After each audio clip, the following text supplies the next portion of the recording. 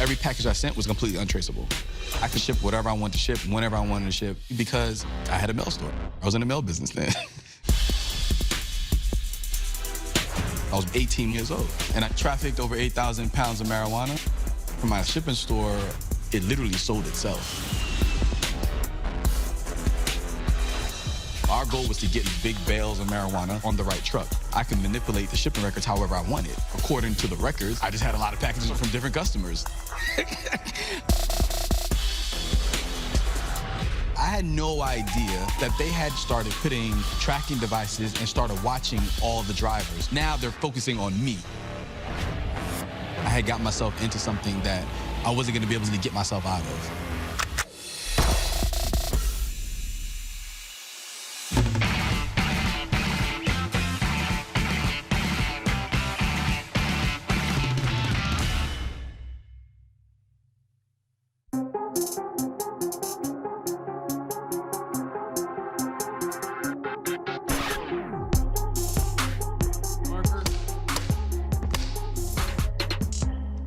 My name is Frederick Hutson. I was born in Brooklyn, New York.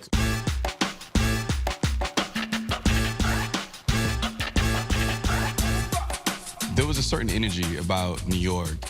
It was mainly just us and my mother at the time, and she was always very entrepreneurial, taking care of us. My mom's always been known in the community as a great chef. What she did was she bought 6 tables. She turned our living room to a dining room. And every Sunday, people would come after church, and they would eat in our living room. I don't know if the New York Health Code would have called it a legitimate business. You know, I'm pretty sure we didn't have a restaurant license, but, you know, my job was to always keep the music playing, and it used to be like Kenny G and jazz in the background, and working in the kitchen, helping her out, whether it be her running a restaurant out of our living room or doing catering jobs. She was just always very entrepreneurial, and that's what I saw growing up, and that's, you know, my first exposure to that.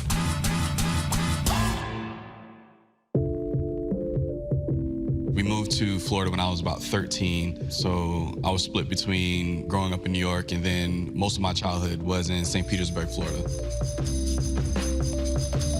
Florida's a completely different environment for me. So, you know, in New York, it was this melting pot. I saw all different types of people. It wasn't until I got Florida where I really saw races being divided.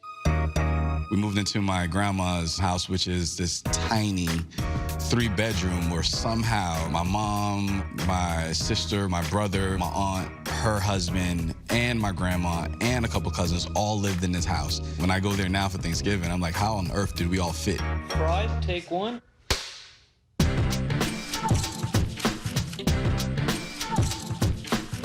Frederick Hutson is my little cousin. I've known him all my life, raised him. He always had drive, smart, funny, just a happy person. I looked up to Fry. I used to steal his clothes and wear them to school, and he would have, you know, the nice car and the big rims and the jewelry. I just saw him around, and I never actually saw him go to work, but he always had money. You know, we bought jewelry. I had a $50,000 chain, BMW, Cadillac Escalade. The wheels in my head started turning, like, what the hell are you doing? For some people, the image of success may be someone who was an attorney or a lawyer or a doctor, someone who went to college. For me, my image of success was the neighborhood drug dealers, which the biggest one at the time was my cousin Fry. I gave him that drive that he got. Well, me and D gave him that drive. Yeah, I'm cool. Yeah. D is Derek. We call him D. Him and Fry were best friends. D's very low-key. The only thing that gives him away is when he smiles, he has a mouthful of gold. But other than that, he's extremely low-key. I've been selling weed since I was actually probably like 14 years old. And I always watched my mama. She struggled, she worked so hard. So in my mind, I always said, I'm gonna make a lot of money, I'm gonna take care of my mama. So that was the easier way out to the drug game, so. Freddie looked at us because he seen all the cars and, you know, the jewelry, the girls and stuff like that, and the houses that we used to live in. He's like, how you get all these cars? Then that's what I told him. I said, one day you'll get it. My mother used to always warn me and say, you know, don't get involved. But at the end of the day, that was my cousin. So, you know, when your peers around you all are living a certain way and you're not, then it's very easy to say, well, I'm just gonna do what they're doing. Frederick came to me and tried to get some weed for me to give him to sell. I wouldn't give it to him at first because I didn't want him in that. When I didn't give it to him, he went somewhere else and got it. I had another group of friends that Fry didn't know. Said, yo, can I get some? And I think I had a couple $100s or something. So he gave me 3, 4, 20 sacks or something like that. Extremely small, extremely petty. But for me, I thought I was Pablo Escobar, right? So it was, it was a big deal. So everyone that I was around, they were all drug dealers. They're surprised that I was 16 just dabbling in it and not a lot sooner because these folks, they was taking care of themselves, at 13 years old. I took it to school with me and, I started talking to people and trying to sell it. And it just took me forever to get rid of $200 worth of weed. Either I'm doing something wrong because I'm clearly not doing what Fry's doing because my $200 grew to $350 or something. And it's just like, that's not really worth it. Frederick was just getting away the weed. He ain't know nothing. He ain't know what was what or what. He just getting it away. It's hard to just get out there and just do that kind of stuff. You got to really know what you're doing. You got to know people. I didn't have a network, just didn't have any margins.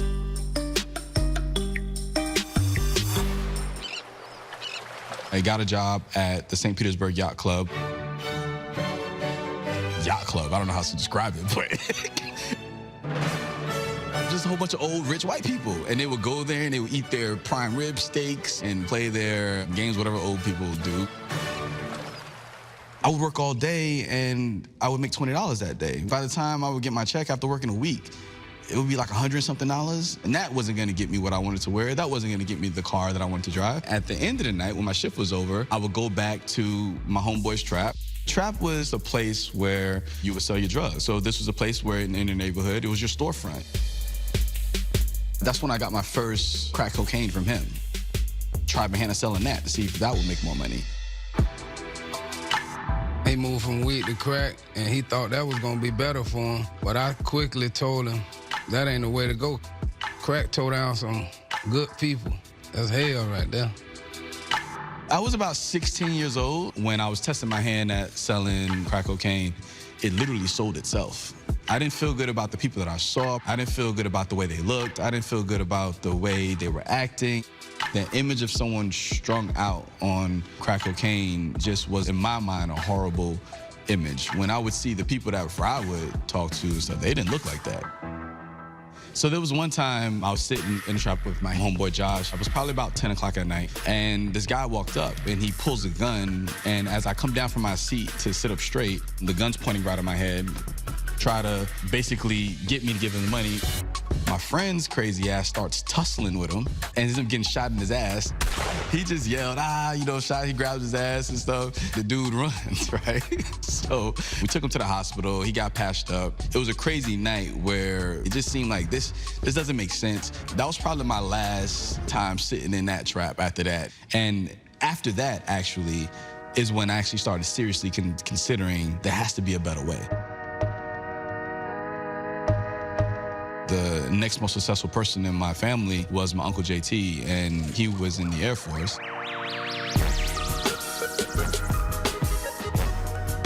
That was another contrast image of success. You have Fry on one side, and then you have Uncle JT on the other.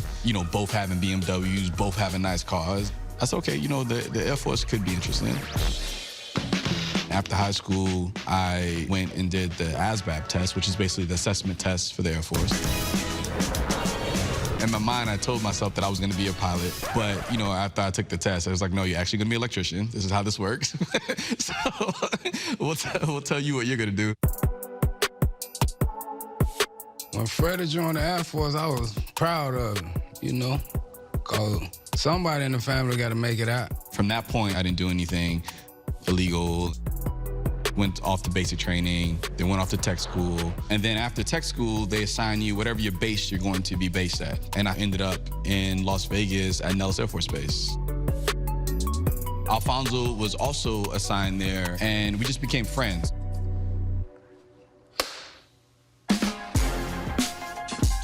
I was in the Air Force about 4 years when I met Frederick. Frederick was one of the first people that I met in Las Vegas working on F-16s. He worked in avionics, which was the navigational equipment on the F-16.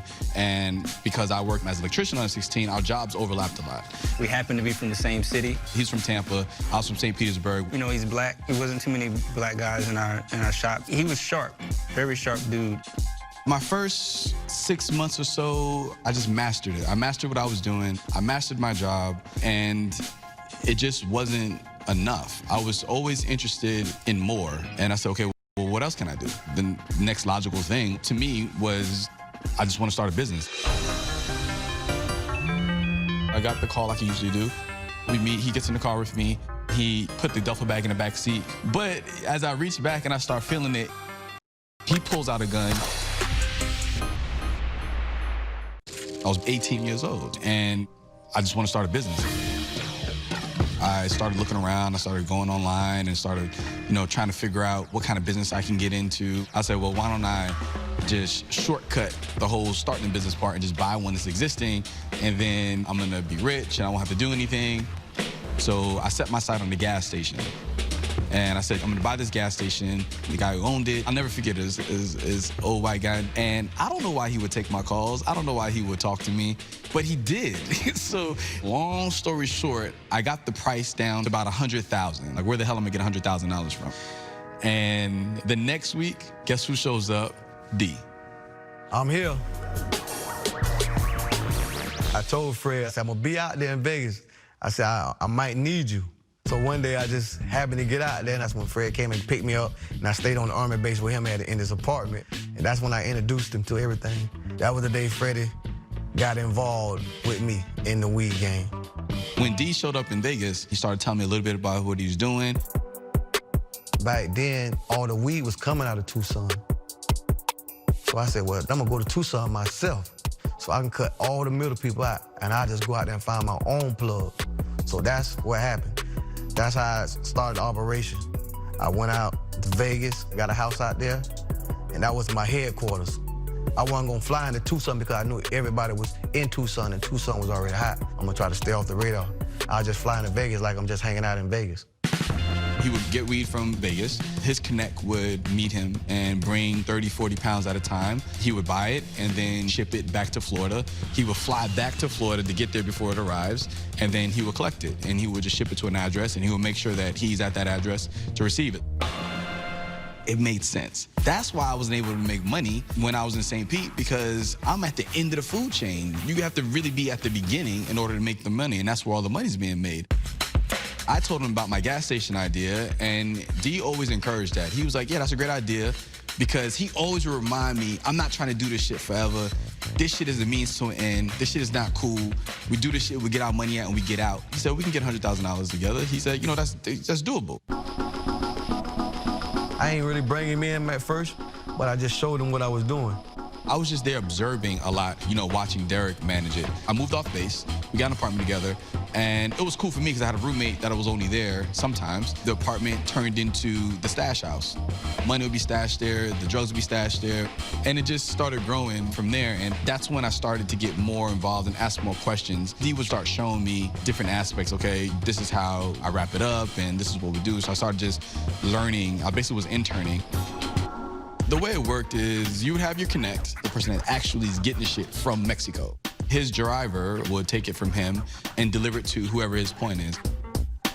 They'll bring in duffel bags, and inside the duffel bags will be these big bales of marijuana.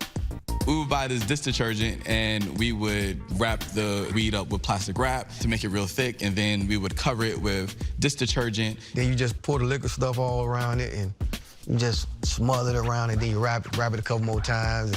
And then wrap it again to seal it, and then what that would do is it would kill the smell. But I know one thing, we definitely use a lot of dish detergent. It would smell like, clean dishes versus 30 pounds of marijuana, which was good. I mean, that's what we wanted. It's just one big room with just a bunch of blocks of weed just stacked to the ceiling with all the stuff that we use. We would be hours in there. And I mean, my arms would start itching, like, you're rolling in grass. I started having allergic reactions to it. And I hated it, but for me, it was exciting because I was starting to do the math, and I was starting to figure out, a 30-pound bale that I'm just wrapping up was actually worth on the street $30,000 minimum. As that math started to click in my head, I started seeing, okay, well, this is actually something very valuable. I actually said, I want to get in. And, that's when it really started to expand. And from there, everything just happened to come together. I didn't know what Frederick was doing. I didn't know what Dee's business was. I never asked, really, knowing Frederick. I think he tried to keep me away from what was really going on. He didn't want to kind of bring me deep into what he was actually doing at the time. Dee started getting tired of flying to Vegas every couple weeks. It turned into, all right, I'm gonna be there this week, I'll be there next week, I'll be there in 2 weeks, I'll be there next month. And then those bigger time periods where he started to see that I picked up pretty quick. And then it got to the point where he trusted me to handle it all.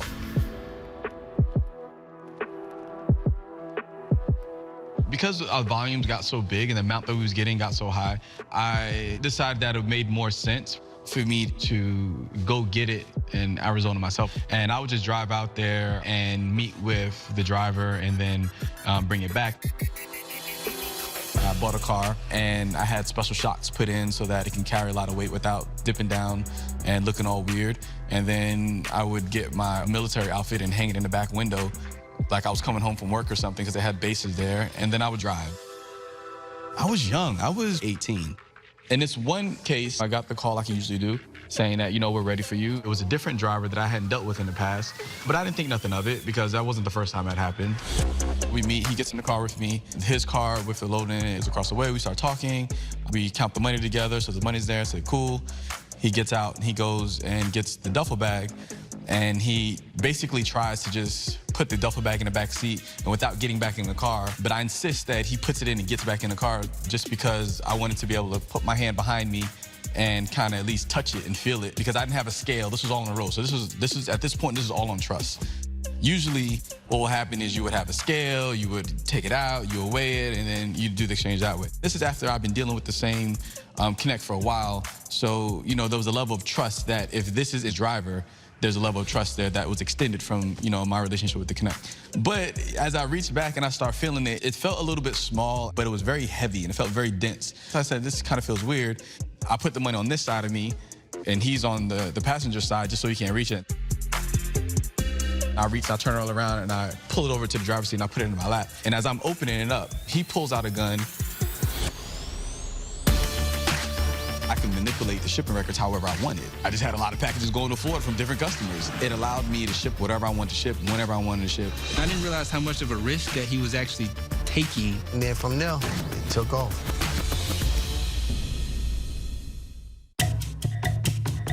He basically tries to just put the duffel bag in the back seat and without getting back in the car, but I insist that he puts it in and gets back in the car just because I wanted to be able to put my hand behind me and kind of at least touch it and feel it. But as I reach back and I start feeling it, I realize that inside this duffel bag is nothing but beans wrapped up to feel like a bale of marijuana. And as I'm opening it up, he pulls out a gun.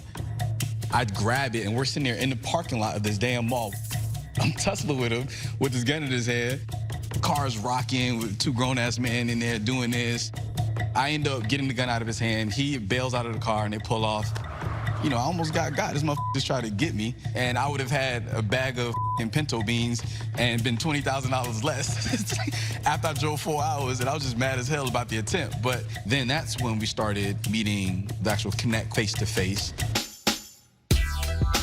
From the time that I actually was more active, it grew from, the 20, 30 pounds a week to 100 to 200 to 300 pounds. That happened over about 6 months while I was still in the military. During 9/11, the armed forces really grew. They hired a lot of people. They brought a lot of people on. Once all that started dying down, they started basically doing budgetary cuts and basically started downsizing. So they offered, even though you had a 4-year enlistment period, if you want to get out early, you can. And you can keep your honorable discharge, keep all your benefits. So I signed up for it because now I was making more money outside the military than I was in.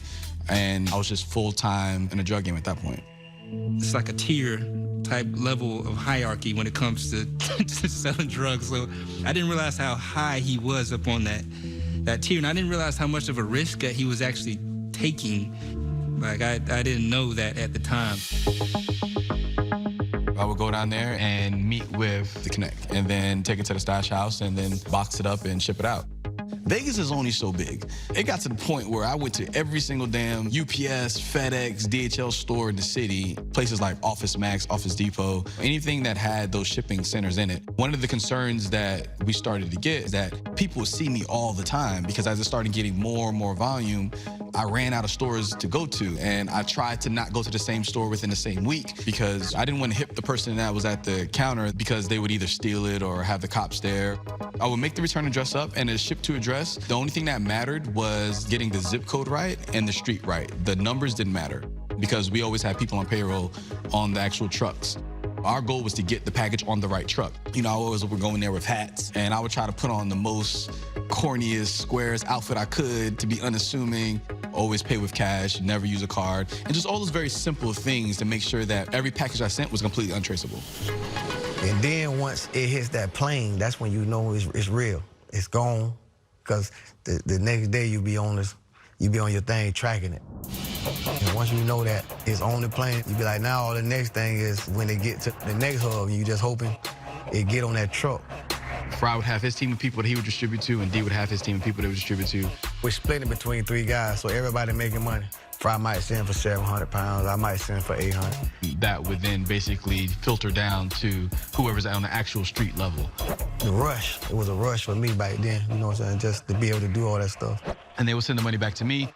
We would buy DVD players and VCRs, and we would take all the guts out and then just basically pack the money in the case, screw it back shut, and pack it back in a box, the original packing, and then ship it. Each DVD, VCR have 50 to 100,000 in it. That's how we would get the money back from Florida. And then sometimes I would even fly down to Florida and then fly back with it on me. And then I would go meet with the Connect to then re-up the next amount and then do the same process all over again. But as the volume started to grow, that got more and more difficult to do because I had so much. I didn't want people recognizing me going to the same store over time. Like, why are you always sending boxes to Florida? Because all my packages was going to Florida. I started running out of shipping stores that I can go to. And I was like, yo, it's impossible for me to keep up with this volume without me driving out of town. I've gone to every single shipping store that I can. So I got the bright idea, why don't we just buy one? So I say, cool, go see if you can get the store, then we're gonna buy. So instead of trying to buy a gas station, we bought a shipping store from this old Jewish guy and his wife. He was a professional gambler, and he bought her this store because, you know, she wanted something to do. And it was in the middle of the damn hood. Paid $50,000 for it, cash. They didn't ask any questions. And I had a mail store. I was in the mail business then. Once I had the mail store, we had UPS, FedEx, DHL. I can manipulate the shipping records however I wanted. According to the records, I just had a lot of packages going to Florida from different customers. It allowed me to ship whatever I wanted to ship, whenever I wanted to ship. Then from there, it took off. I mean, things got bigger. Without him, I couldn't have did a lot of what I did, so.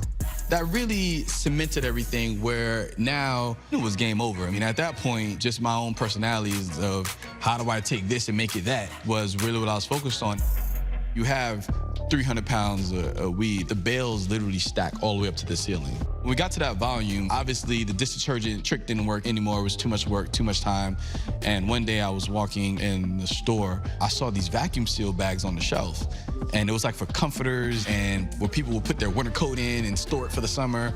And I said, this might work for what we need. So I bought a box and I took it home and I put it in and I connected the vacuum to it and it shrunk. I took the bale and I threw it in the pool. And then I took it out and it was completely dry. The light bulb came on. I said, oh, this is genius. The vacuum seal allowed us to get to that scale because before it was just too much work. But once we had the vacuum seal bags, you just drop the bale in there, seal it, connect the vacuum hose to it. It was done. You put it in a box. There was no smell. There was no anything. It was perfect. We could physically handle more. And then we had that along with the shipping center. It just made it very easy to get drugs in and out. The biggest shipment, probably like 2,000 pounds. Like 2,000 pounds at once. I was 20 and I lived in Las Vegas. So in Vegas, it's very easy to spend money. When there would be big fights, so there would be Mayweather fights, everyone would come in from Florida. You would have multiple suites in the Mandalay Bay or the MGM, wherever the fights was happening. And I would try to find a reason to wear my fur coat. When we did go out, it's always like VIP. It's always bottles. It's always women. It's always like special treatment. He he would be like, oh, no, I got it. You know, he'll buy the drinks and he'll buy the bottles. And at the time, I mean, I was, you know, single out in the military, so I wasn't completely broke. I used to think that Fred had a lot of money doing something. Like, I didn't know exactly what it was at the time. For me, it was just really just being able to have the lifestyle and be able to take care of the people that I cared about and the people that was close to me. His personality didn't change, but you could see the gradual upgrade to his lifestyle, for sure. Like, that's Fred. He's the VIP Fred. That's kind of who he is, you know. Got a pretty good taste of, you know, what the good life could taste like. They started putting tracking devices and started watching all the drivers. And they looked in there and wasn't nothing in there but books and that tracker. All us jump out and run.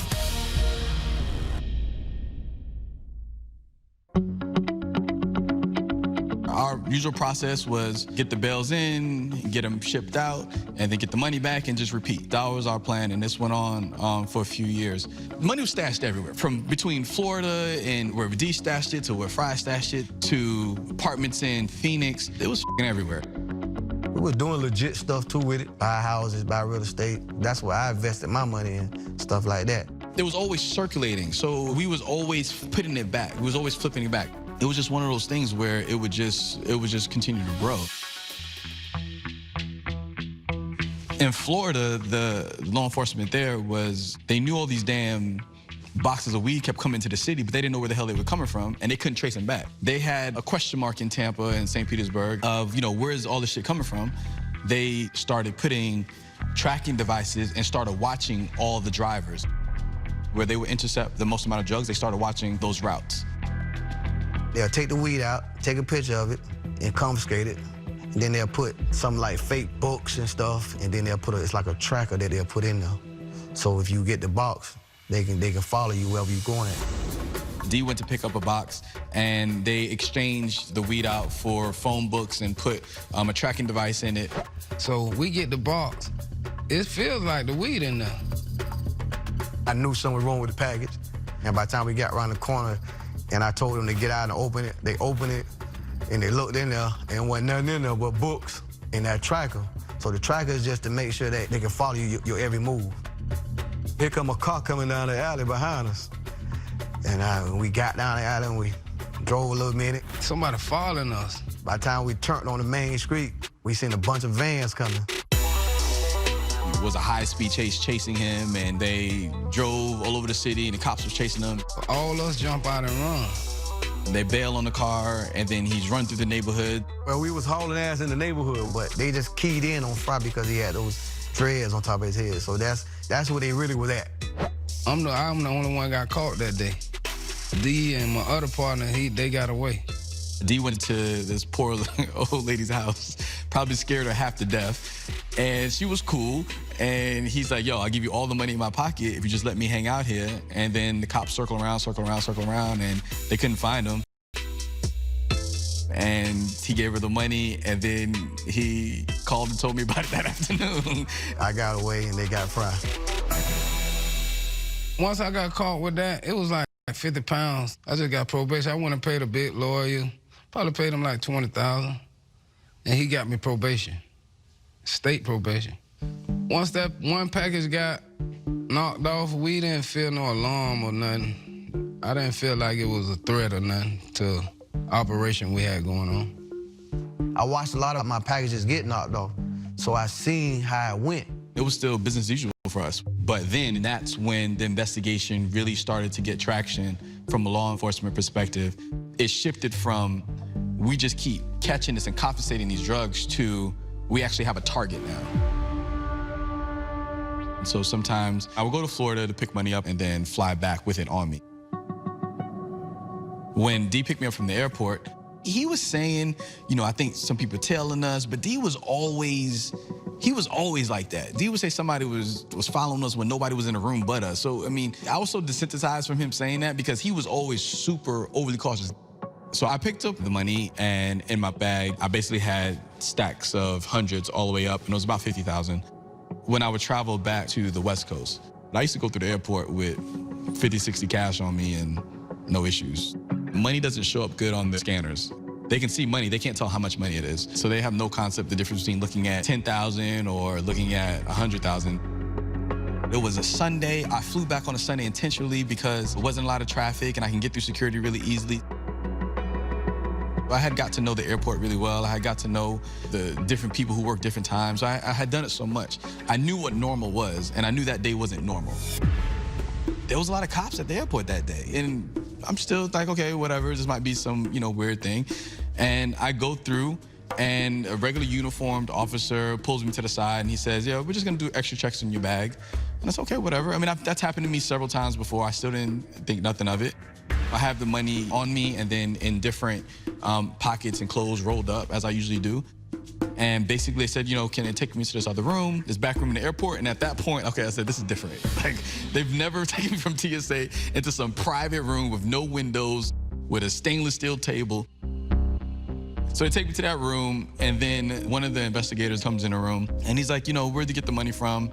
So I feed him the line, yeah, I have a business. I'm going to Vegas to bet on the game. And he said, okay, we pulled you over because our dog alerted it that this smelled like weed. He said, we're gonna compensate it, we'll give you a receipt for it.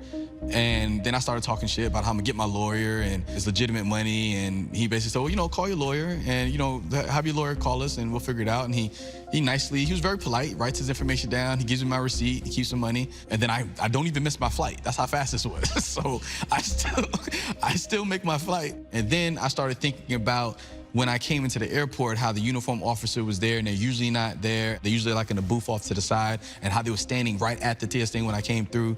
I was like, yeah, they was actually waiting on me. And I'm saying, you know what, maybe D was right. I started putting two and two together that now they're focusing on me. So a month later, I was in my mail store and all these trucks pulled up. This is not good. There's an airstrip and airplane with no branding. You think Spirit Airlines is uncomfortable. This is a whole nother level of uncomfortable.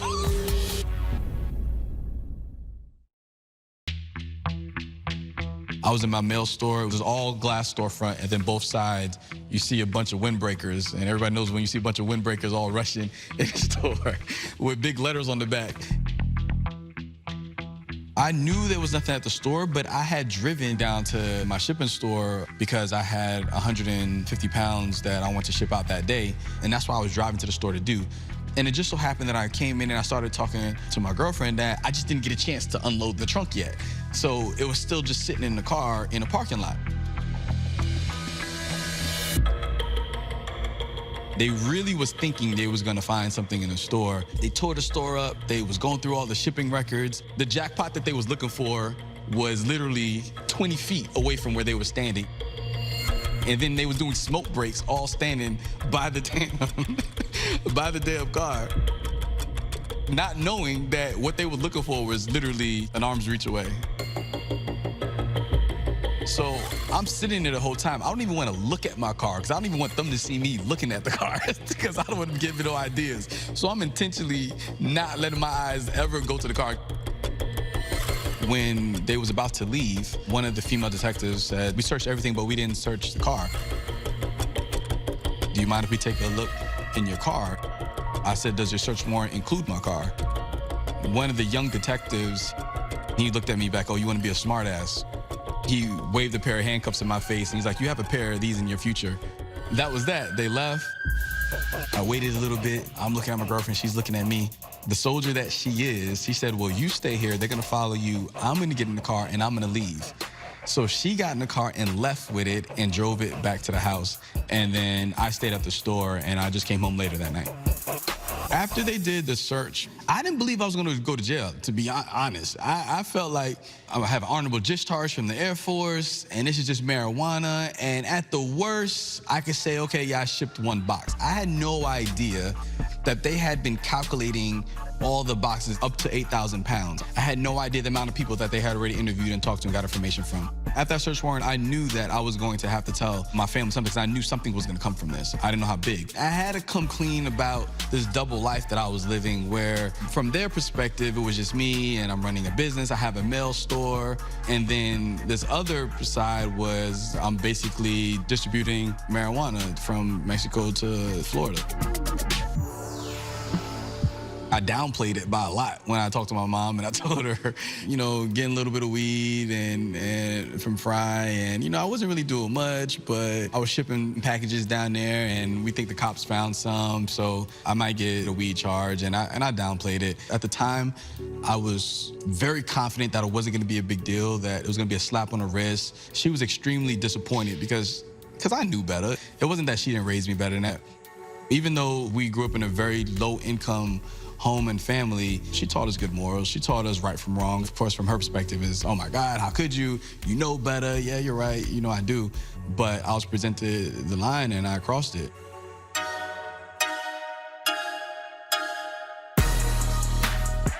So a few months after that, I was at the mail store again, and it's the same thing. A bunch of cars pulled up.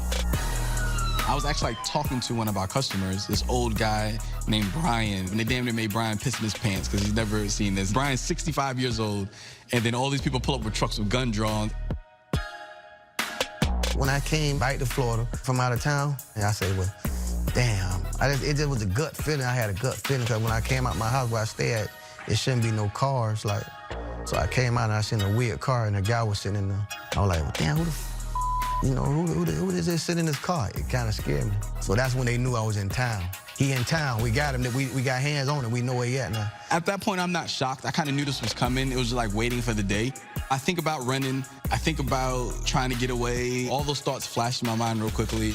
So that night, I said, well, I'm gonna stay with my wife. I'm gonna stay with my kids just in case they do get me. About 4, 5 in the morning, I heard a bunch of banging on the door. Boom, boom, boom, boom, boom, boom. I jumped up. I went to the door and I looked at the door. It was like 60, 80 of them out there. I said, damn. I said, baby, they out there. I said, baby, they out there. She went to crying. She said, oh, I said, they out there. She said, damn.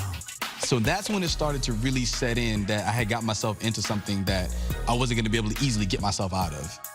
The agent, he came in, he laughing. He like, you know what time it is? I'm like, what time it is? He like, you know what time it is? He said, it's time. Time to go.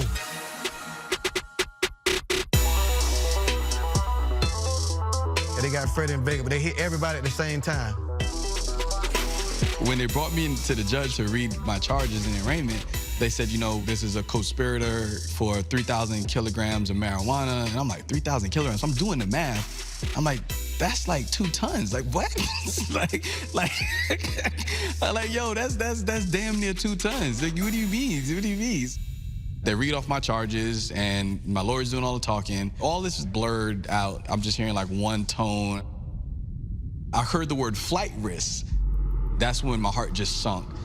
And at that point, I knew I wasn't going home. They gave me 168 months. I was like, well, hell, 168 months? I like calculate, I was like, that's 14 years. I got 168 months. I was the last one to plead out. They shuffles us out the courtroom. They take me back to the lawyer. I'm still in shock. And my lawyer comes to the glass. We're back to the glass. He's talking to me. He's like, they want to see you back in Florida. So I'm like, see me back in Florida? I mean, how am I gonna get to Florida? They're gonna put me on a plane? And I had no idea what transport means when you're in prison. About a week in the Vegas County Jail, they put me in a van and we drove to Victorville, California. When we got there, there's an airstrip. And on the airstrip, there was this, it looks like a Southwest Airlines airplane with no branding. We get on this plane, everything is stripped out. There's just seat belts and seats. There's no leaning back on seats. And this plane is packed with inmates. They chain you together, and then they put this box and they chain your wrist to your waist. And you think Spirit Airlines is uncomfortable. This is a whole nother level of uncomfortable. The only thought in my mind is like, how on earth, where a few weeks before, me and my girl, we was in Acapulco, and now I'm in khakis with a t-shirt with my wrist strapped to my waist. When I got to Florida, went to court again for the formal charges. The attorneys, they look at it and they say, look, this is what they have. They're charged with conspiracy. I was adamant about they didn't find nothing on me. They don't have nothing on me. It doesn't matter. They have enough people saying that you're involved. So as far as the government's concerned, you're involved. So when I got to the courtroom, the judge, she looked me in the eye and she said, you would have never stopped and you had no intention of stopping. You had to be stopped. And she gave me the 51 months.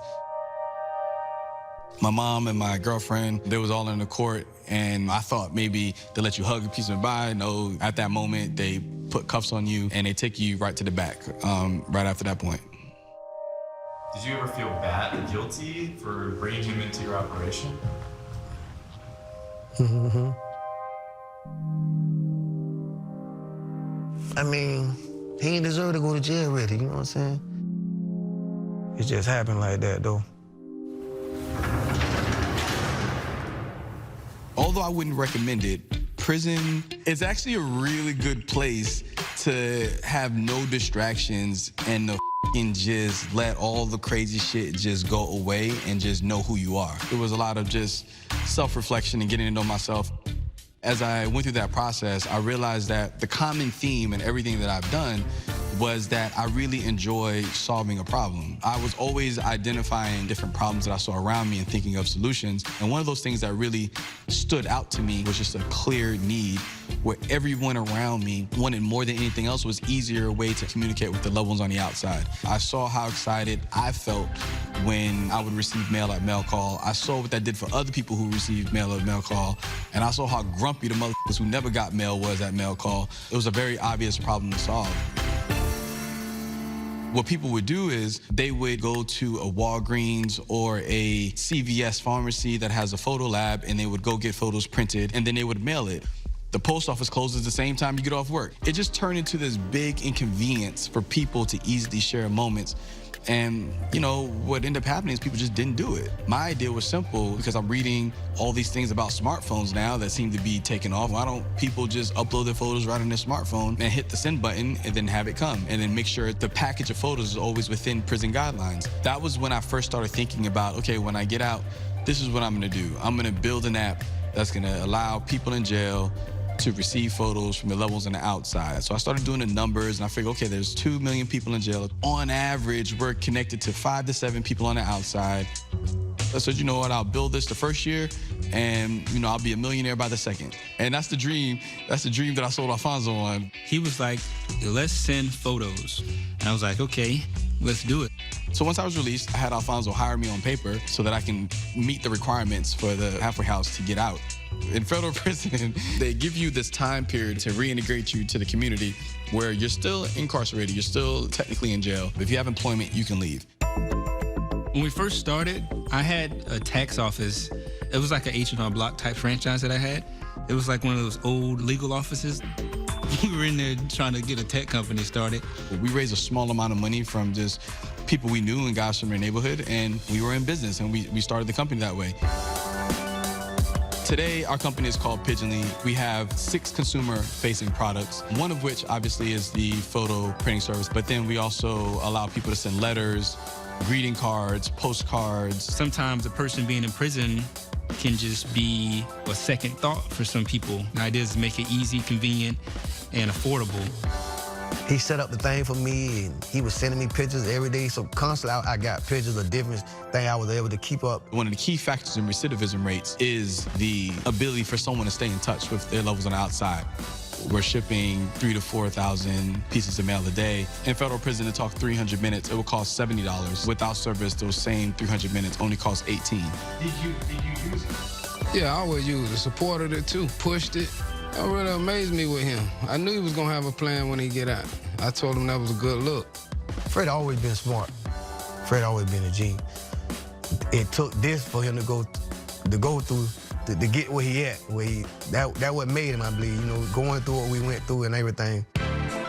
When I think back of the gas station that I was trying to get to where I am now, it's night and day difference. I'm not trying to shit on the gas station, but but at least what we have now is something that is making a real impact on people's lives, and I can do well by doing good. So today, our company is valued over $15 million, and we have customers in 88 countries. It started with just a simple idea of, we're just gonna make it easy for people to send photos. And it's grown to this thing where we have people all over the world using us because we solved this very key problem for them. It's definitely humbling. Now he's in a good position. He know a lot of powerful people. Freddie bought $1 million house. I didn't know that until my grandma told me. damn, Freddie making a lot of money. He doing right.